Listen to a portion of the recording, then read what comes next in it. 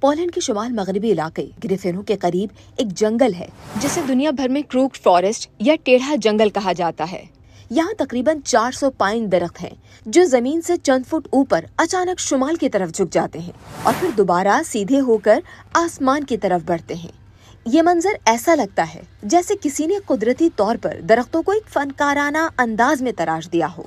یہ درخت 1930 کے قریب لگائے گئے تھے۔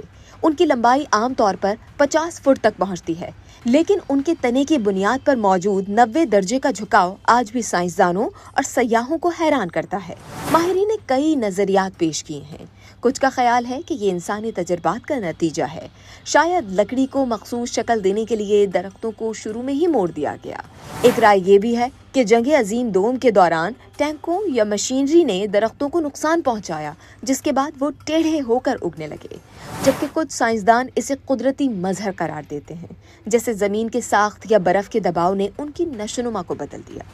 دلچسپ بات یہ ہے کہ کروکڈ فارسٹ کے ارد گرد موجود دوسرے درخت بالکل سیدھے ہیں، جس سے یہ جگہ اور بھی پراسرار بن جاتی ہے۔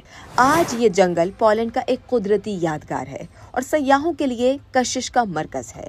لوگ یہاں آ کر نہ صرف ان عجیب و غریب درختوں کو دیکھتے ہیں، بلکہ یہ سوال بھی ذہن میں لے کر جاتے ہیں کہ آخر یہ درخت ٹیڑھے کیوں گے؟